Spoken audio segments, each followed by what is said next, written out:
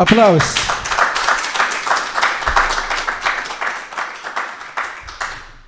Vanavond iedereen hier in de zaal, maar ook thuis. Welkom bij Woord uit het Noorden. Je hebt net Pouria Jabri gehoord en die gaat ons vandaag leiden het hele uur. Want we hebben het vandaag over poëzie uit Perzië of Iran. Mijn naam is Mohamed Bouzia van het Stichting Observatoire en vandaag staat poëzie uit Iran of Perzië centraal. Zometeen krijgt u ook nog andere dichters of juist mensen uit Iran die een link hebben met poëzie, muziek en spoken word. U heeft net Pouria Jabri gehoord, geboren in Iran met een rijke achtergrond in muziek en literatuur. Zijn muzikale scholing begon eigenlijk toen hij def leerde spelen van zijn oude broer, een van de bekendste defspelers van Iran. Al op jonge leeftijd won Pouria eerste prijzen op festivals in Iran, maar later ook in Azië, Australië en Europa. Hij is ook vaak te zien spelen met onder andere Sami Yusuf. Straks krijgen we ook andere gasten die vandaag bereid waren om juist poëzie of muziek uit Iran te laten horen of klinken. Zometeen of straks Shirin, ik moet even de achternaam goed uitspreken, Eftekhari Jam, poëzie en zang. Ze heeft politiek wetenschap gestudeerd in Iran. Naast haar werk is ze ook actief voor vrijheid. Shirin is zeer betrokken bij kunst, muziek en poëzie. Ook storyverteller straks Ghazaleh Roubadi. Ze heeft PhD in medische fysica gestudeerd aan de Rijksuniversiteit Groningen, maar recent een ander pad in haar leven ingeslagen als verhalenverteller. We gaan straks ook meer van haar horen. En dan ook Narcis Zohrin Nasab, dichter en schrijver. Ze schrijft in het Nederlands, Engels en haar moedertaal Perzisch. Haar werk is ook opgenomen in verschillende bloemlezingen en tijdschriften, onder andere de bloemlezing Stegen van Stilte, Kastanje, gedichten, Hoop, Stilte en in het tijdschrift De Ex Machina. Momenteel is ze bezig met haar gedichtenbundel. We zijn er live tot 9 uur en de muziek is er ook straks als ondersteuning voor onze gasten hier. We beginnen met als eerste Narcis Zohri, die gaat in het Nederlands en Perzisch iets voordragen. Komt u naar voren.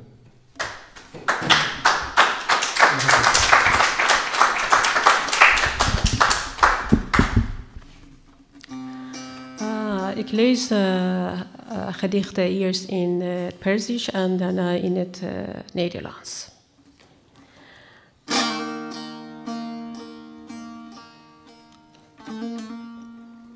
دری که گم شد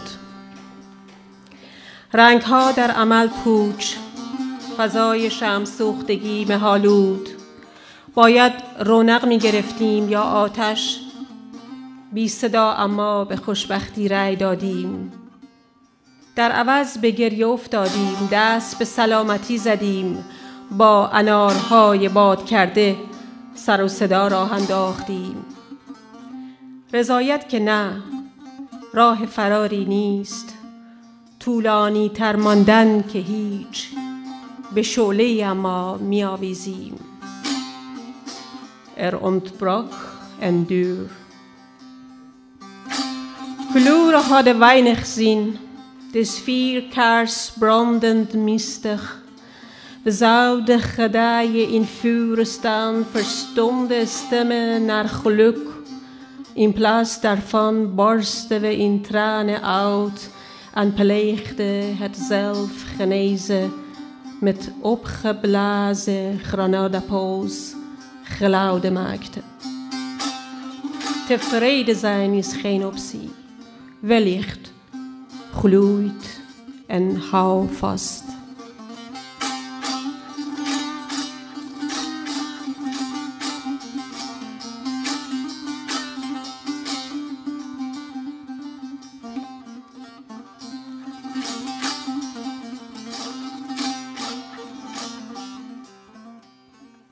صبح بی قانون به سرخی به ترشی به خون میزنیم میچشیم به زرشک میکشیم به صبح بی قانون قسم که در کنار گذرگاه شرقی که در کنار گذرگاه شرقی می‌خریم، در میدان اقتدار می‌فروشیم، رنگ را و تو رنگ را، بازی همیشگی مرگ را.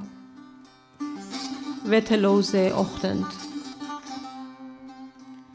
We verschijnen rood, we smaken zuur. We zijn blijkbaar bloed.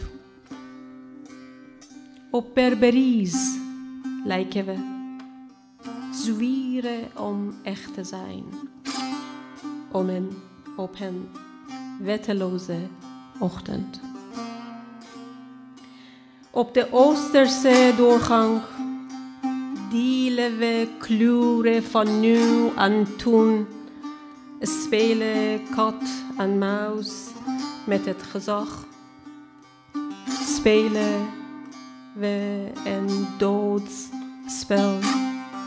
Spelen we een doodsspel, verliezen veel.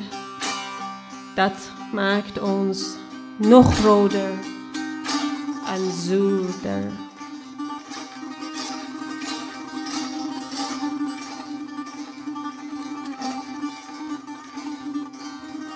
چراغ‌ها از دور زیباترند. چراغ‌ها از دور زیباترند به قاعده یک فرسخ حد اعلای نزدیکی. ماشینی که چراغ بالا میراند کورت میکند.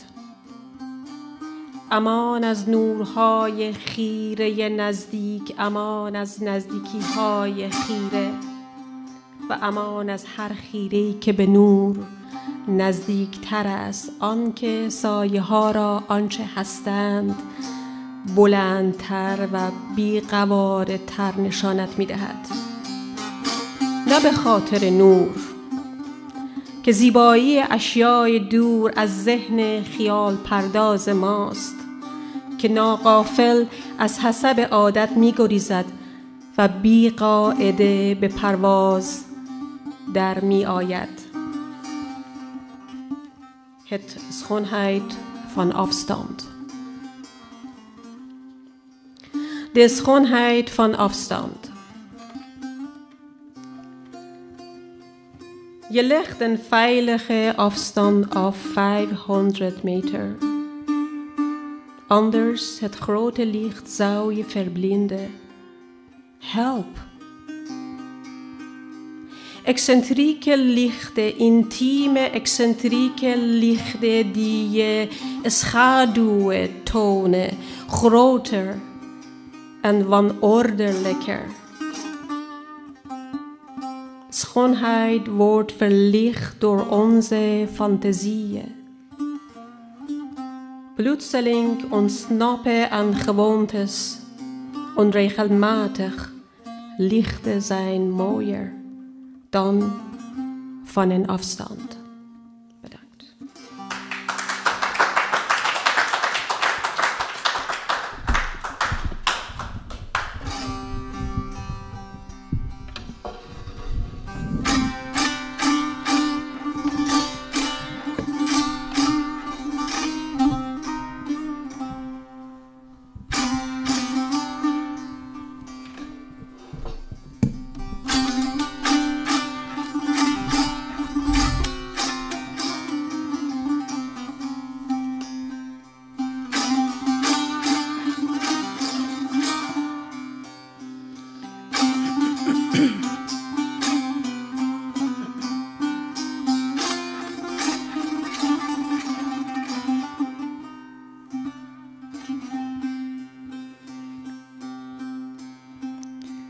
یارا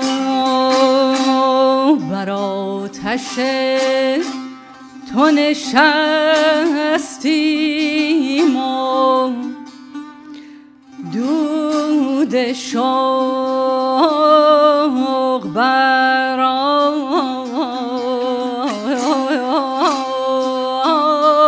آمد، بر آتش تو نشستیم و دود شوق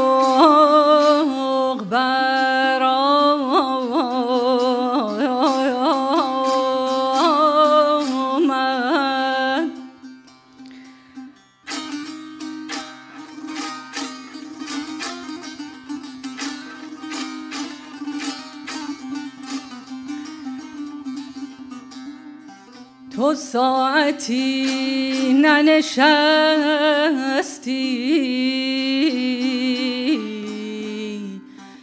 که آتشی بنشانی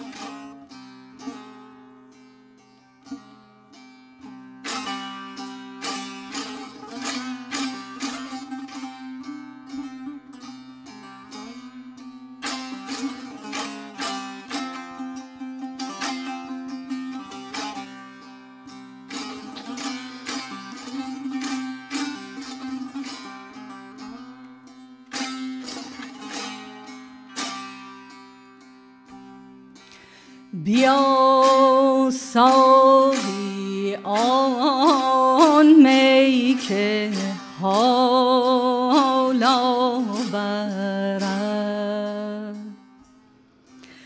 کرامت فزاید کمال آورد به من ده که بس بی دل افتاده ام وزین هر دو بی حاصل افتاده ام بیا ساقی آن می که عکسش ز جام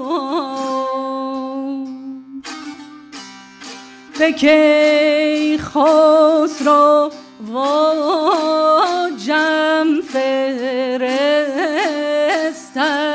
پیام بده ساقی آن می کزو جام جم زند لاف بینایی اندر عدم من آنم که چون جامو گیرم به دست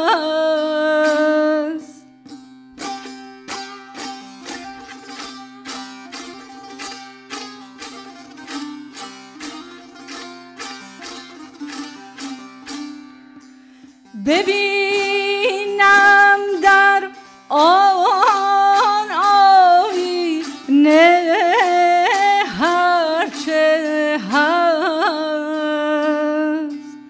بیا ساقی آن کیمیای فتور که با گنج قارون دهد عمر نو به من ده که گردم به تایید جان چو جمع آگه از سر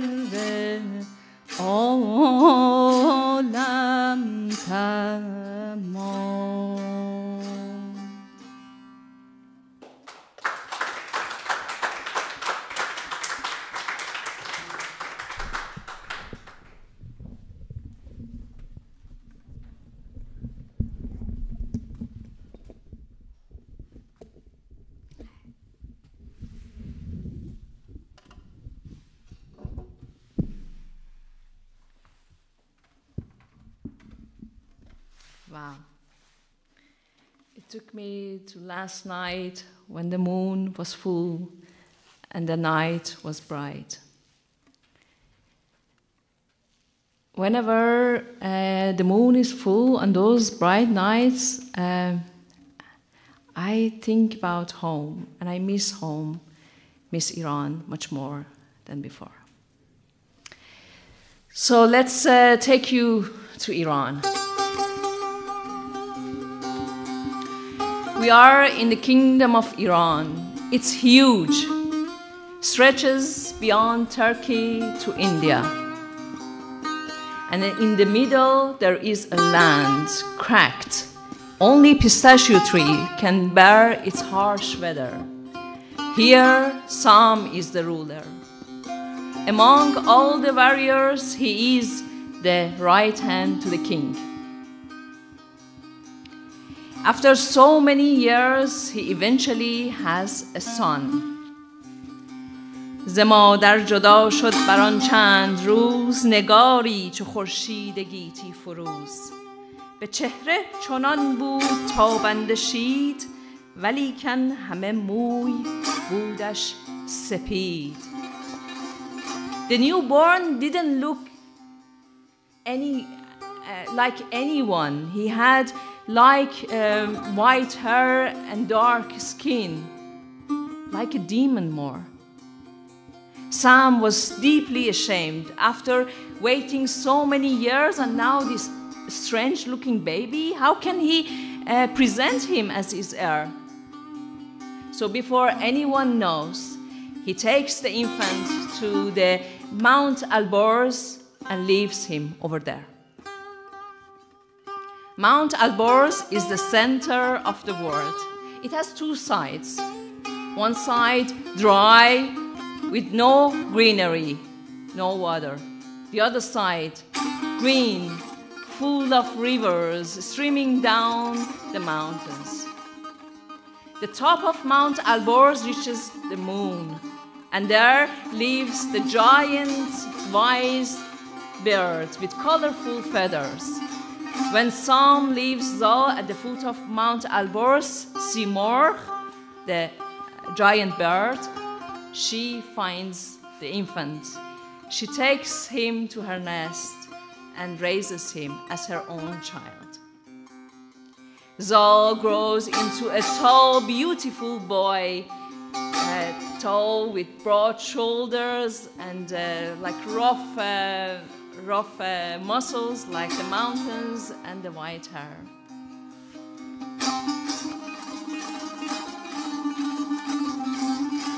نشانش پراکنده شد در جهان بد و نیک هرگز نماند نهان. People walking around, passing by, travelers, they notice the boy just climbing in the mountains as if he is flying.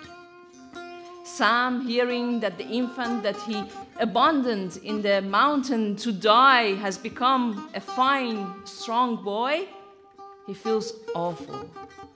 So he thinks that he should go back to Mount Alborz and bring Zal back to home.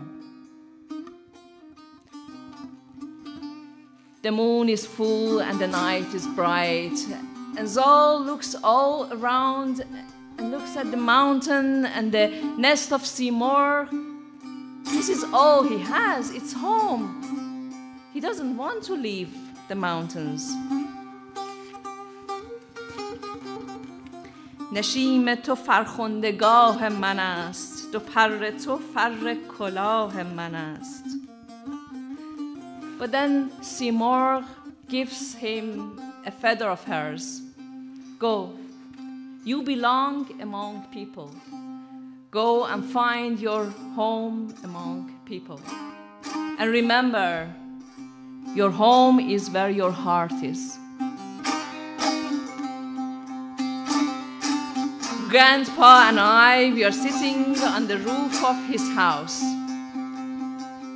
The moon is full and the night is bright, and he's telling me the stories of Zal, the great warrior of Iran.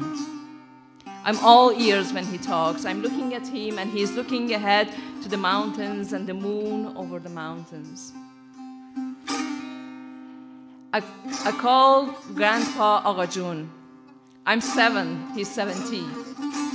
Agha Jun has huge figure, tall, broad chest, white hair, rough skin, just like mountains near his house. Nothing is heavy for Agha Jun. Everything miraculously works in his house. His magical hands can fix everything. His hands are rough and big, but at the same time capable of doing the most delicate things, making a necklace for me from date seeds. And I sit sometimes on his lap and he tells me stories. Agha Jun, Zal could find his home among people? I ask him. And he continues his story. So Zal goes back to the palace of his father. But for a very long time, every night, the nights that the moon is full and the night is bright, he misses home deeply. He misses Simorgh and the Mount Alborz. Till one day that he goes to for a hunting trip with his men far away from the palace. And there he finds himself surrounded by green mountains and the rivers streaming down the nice, beautiful lake. Where is this place? He asks his men. It's Kabul, Your Honor. And the king of Kabul has the most beautiful girl in the world. پس پرده او یکی دختر است که رویش ز خورشید نیکوتر است. Hearing this, Zal deeply desires Rudabeh. The name of the girl is Rudabeh. برآورد مرزال را دل به جوش چنان شد که زو رفت آرام و هوش. And then he remembers the last word of Simorgh. Your home is where your heart is. So he orders his men to open their tents and stay in Kabul. And the story continues.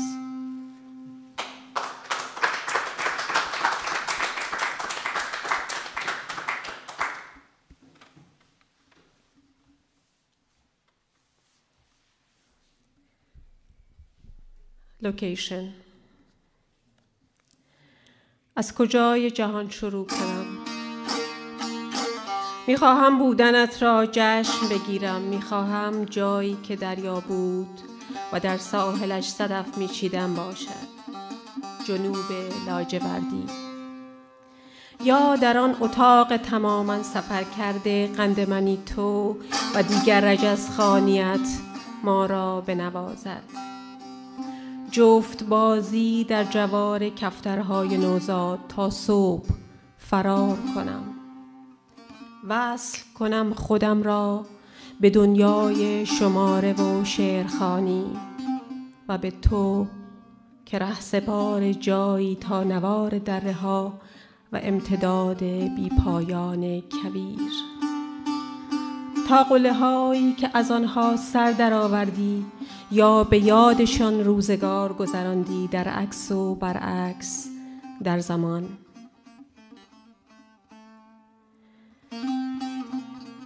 از تو هرگز فرزندی به دنیا نیامد تا تو را پاگیر کند، تا نروی و سر خود در رودخانه‌ای ناآرام غرق نشوی. چه باک مرگ را اگر همه زنانی که دوست می داشتی هنوز به عبث به تو فکر کنند، به عشقی که آتش فشان خاموش است.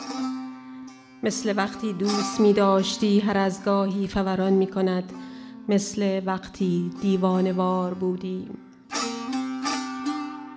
جهان خرد است، با تمام بزرگیش جای من و تو نیست. حتی حالا که رفته ای رفتنت جهانم را بزرگتر نکرده است. با مشق تشویش دیگری بی خوابم و بی قرار و بی دلیل، تنها در نوار دره ها و امتداد بی پایان کویر یا قله های بی حصار است که هستم. آنقدر که بروم هستم، دورتر از تو، به راهی که به پیش از گم شدنش ختم می شود به روز اول.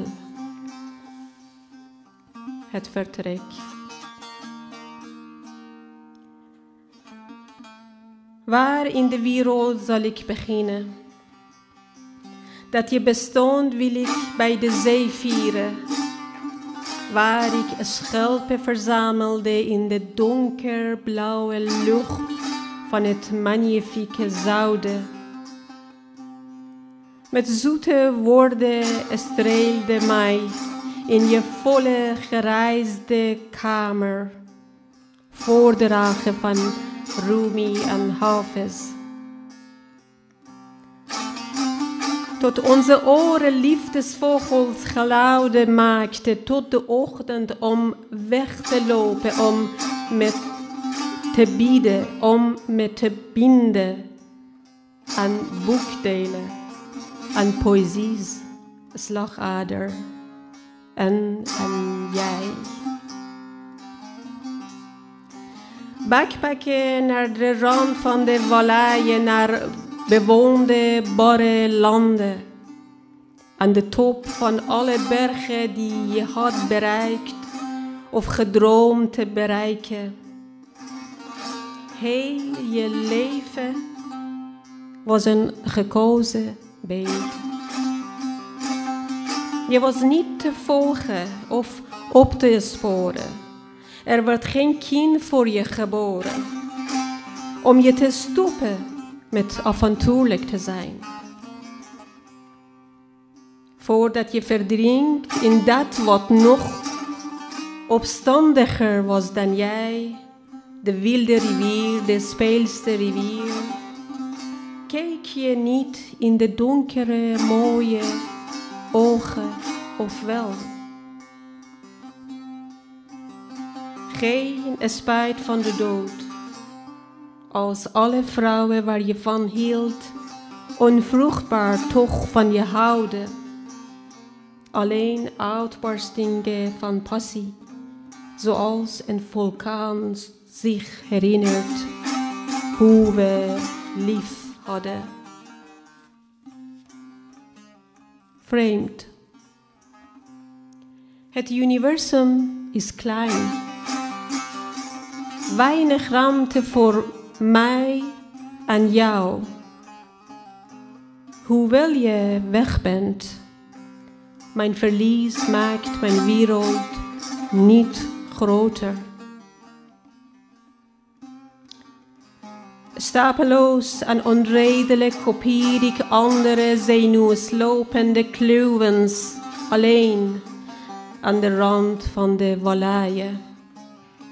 Ik besta bij de oneindige bergen. En als ik ver voorbij jou ga, naar de eerste dag, toen jij en ik was.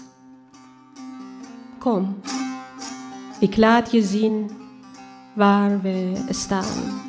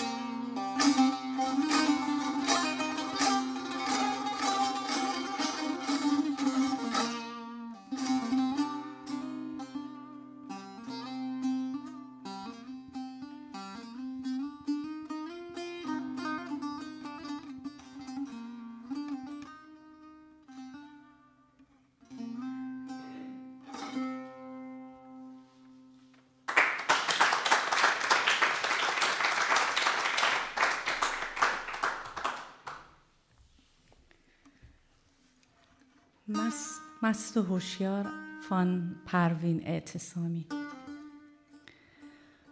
محتسب مستی به ره دید و گریبانش گرفت. مست گفت ای دوست این پیراهن است افسار نیست. گفت مستی زان سبب افتان و خیزان می روی. گفت جرم راه رفتن نیست ره هموار نیست. گفت می باید تو را تا خانه قاضی برم. گفت رو صبح قاضی نیمه شب بیدار نیست. گفت نزدیک است والی را سرای آنجا شوی. گفت والی از کجا در خانه خمار نیست. گفت تا داروغه را گویی در مسجد بخواب. گفت مسجد خوابگاه مردم بدکار نیست. گفت دیناری بده پنهان و خود را وارهان. گفت کار شهر کار درهم و دینار نیست. گفت از بحر غرامت جامت بیرون کنم. گفت پوسیده است جز نقشی ز پود و تار نیست. گفت آگه نیستی که از سر در افتادت کلاه. گفت در سر عقل باید بی کلاهی عار نیست. گفت می بسیار خوردی زان چنین بی خود شدی. گفت ای بیهوده گو حرف کم و بسیار نیست.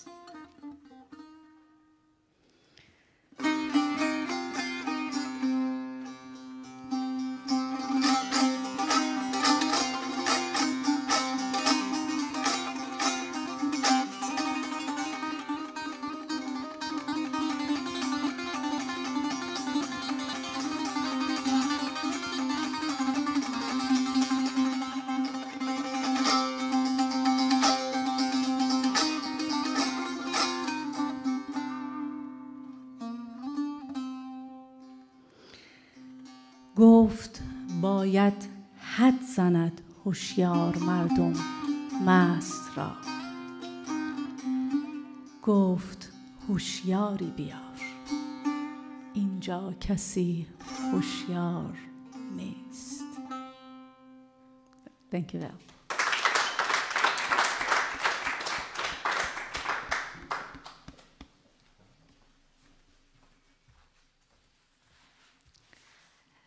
So Agha Jun never told the rest of the story to me.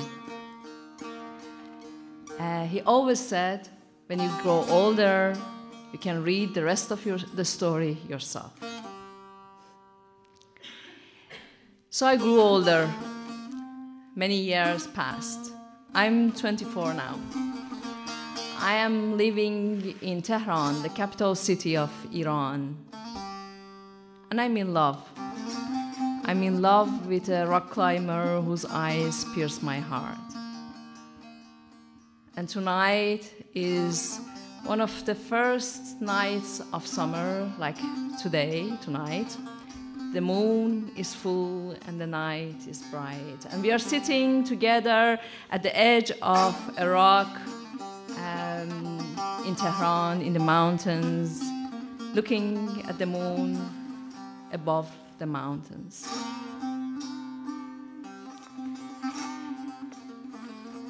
Rudabe, the daughter of the king of Kabul, she had face brighter than the full moon. Her long hair shined like a river, streaming down her neck, her chest, down her belly. She had many suitors, but she didn't find anything special in any of them. Every night when the night was coming, she was going to a balcony, looking ahead to to the moon and the mountains and wishing for someone special. She didn't know what special, how different, till one day. One day that news spread around the palace that an Iranian warrior came for a hunting trip near the palace. Everyone was talking about the Iranian warrior, including her father. دل شیر نر دارد و زور پیل، دو دستش به کردار دریای نیل. ز آهو همان کش سپید است موی، نگوید سخن مردم عیب جوی. سپیدی مویش بزیبد همی، تو گویی که دلها فریبد همی. رودابه, hearing this from her father was saying that I have never seen such a man. Tall, broad chest, rough skin, white hair, just like a mountain. Rudabe desires this warrior deeply. He is the special one, she thinks. چو بشنید رودابه آن گفتگوی، برافروخت و گلنارگون کرد روی. دلش گشت پر آتش از مهر زال، از او دور شد رامش و خورد و حال. She went inside her chamber and she started writing a letter to the warrior. And she sent the letter secretly with the servants to the warrior Zal. And she actually planned a secret meeting with him. So the night has arrived.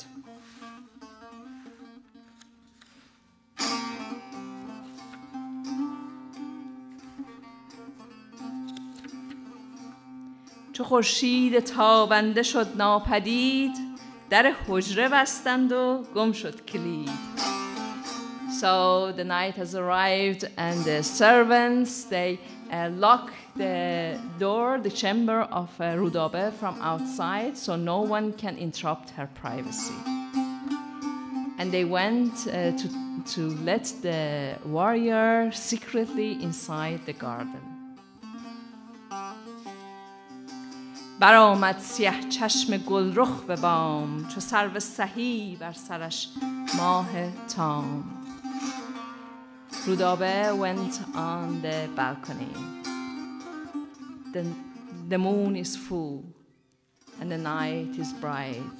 And she's looking ahead to the moon above the mountain. And there she hears, it's her warrior. He's standing there under the balcony looking at her. کمندی گشاد او ز سرو بلند، که از مشک زانسان نپیچد کمند.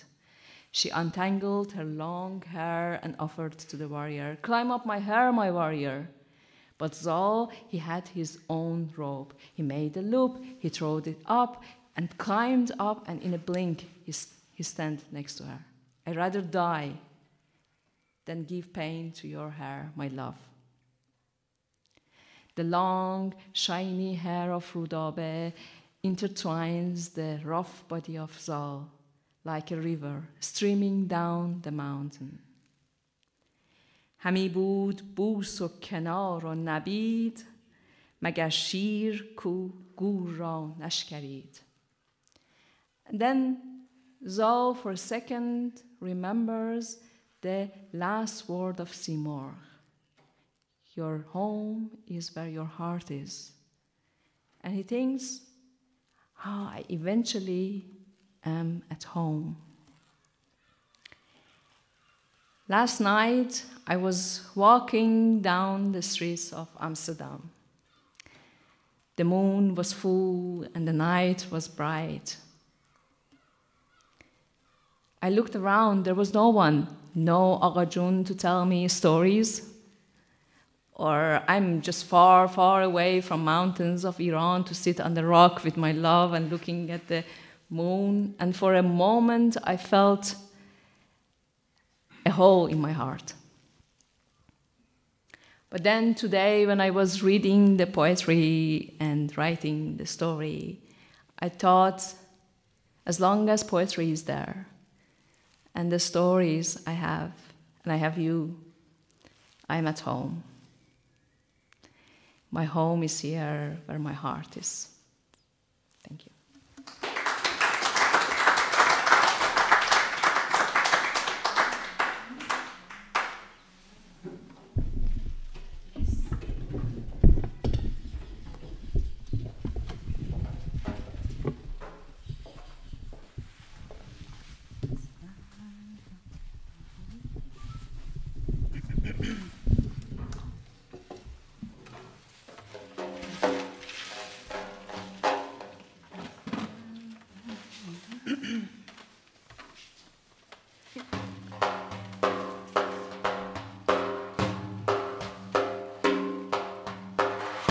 از بر دامن کشان رفتم ای نامهربان، از من آزرده دل کی دگر بینی نشان. رفتم که رفتم، رفتم که رفتم، از من دیوانه بگذر، بگذر ای جانان بگذر. هرچه بودی هرچه بودم بی خبر. رفتم که رفتم، رفتم که رفتم.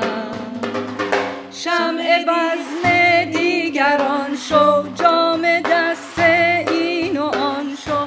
هرچه بودی هرچه بودم بی خبر. رفتم که رفتم، رفتم که رفتم. بعد از این کن فراموشم که رفتم، دیگر از دست تو می نمی نوشم که رفتم. با دل زود آشنا گشتم از دامت رها. بی وفا بی وفا بی وفا. رفتم که رفتم، بی وفا بی وفا بی وفا. رفتم که رفتم.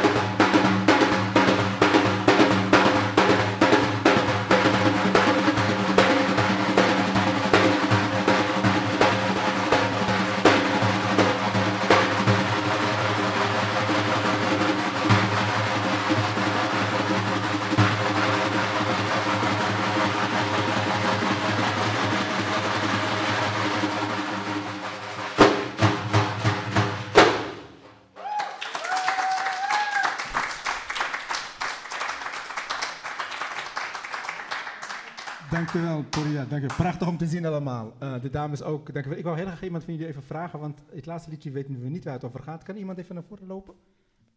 Ja. Kan je even aan ons even uitleggen waar het liedje wat jullie samen hebben gezongen, waar het over ging? Waar gaat het over? Eigenlijk, zoals heel veel andere liedjes, het gaat over liefde. Maar het is een beetje ondogende liedje en zegt dat ik ga ver van jou en ik zou nooit terugkomen en zoiets, een beetje, no? Nou. Het gaat heel veel over ik ga en... Het verlaten van je liefde. Ja, precies. En dan het gaat dat jij bent... ik ben een beetje crazy, ik ben verdrietig ook natuurlijk. En wie ik was, wie ik ben, maakt niet zoveel uit, want op dit moment wil ik heel graag van jou weg. Maar uiteindelijk het is een soort van een spelletje om proberen te jouw liefde een beetje toekijken eigenlijk. Dat als je wordt weer gevraagd om terug te komen of je zit alleen maar als je weg bent, maakt niet zoveel uit. Maar uiteindelijk het gaat over, omdat hij heeft van zijn liefde of haar liefde een beetje verdriet gekregen en wordt verraden. En dat is een soort van wraak. Het is een soort van een spelletje, dat wil ik blijven of wil ik gaan en ja. Zoals alle anderen. Waar wordt die eigenlijk gezongen? Tijdens bruiloften of wat voor lied is het? Zeker niet tijdens de bruiloften. Dan iedereen komt in gevaarzone en dat wil je natuurlijk niet. Het wordt gezongen door een heel erg bekende zangeres. Marzie is haar naam. Natuurlijk niet zo echt mooi gezongen zoals Shirin. Maar het gaat over liefde in het algemeen, denk ik. Dankjewel. Graag. Bedankt. We zijn nog niet helemaal klaar, maar ik ga iedereen alvast bedanken. Mensen ook thuis bedankt voor het meekijken, maar ook voor het publiek en de gasten. Shirin, Ghazaleh, Narcis, maar ook Pouria. Pouria gaat voor ons laatste nummer nog spelen. En meteen daarna gaan we afsluiten. En iedereen zou ik zeggen, bedankt voor je komst. Voor de mensen thuis, tot de volgende keer. Dit was het en dan tot de volgende woorden uit het noorden. En dan zeggen wij in het Perzisch, even kijken, Asr Begeer. Goedenavond.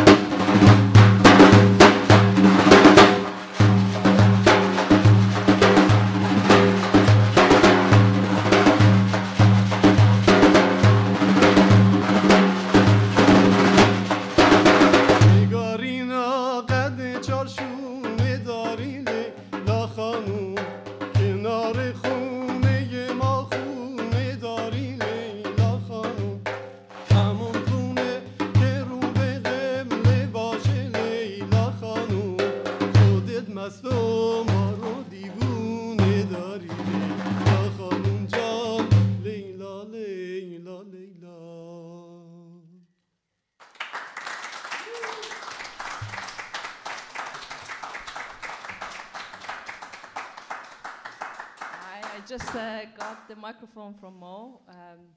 You heard a really beautiful poetry and art from Puriya and Iranian art. But I just wanted to mention that in Iran, a lot of artists are under pressure because there is a censorship on art in Iran. So, and if you make art without censorship, it's a crime. So I just wanted to mention that it's not all beautiful what we do here. These all beautiful things are not really all allowed in Iran. And I just started a crowdfunding campaign for an Iranian artist to make a film without censorship. I put the link maybe in the comments because we are live on YouTube. And if you want to help or be our voice, it would be really nice. Thank you. Thank you.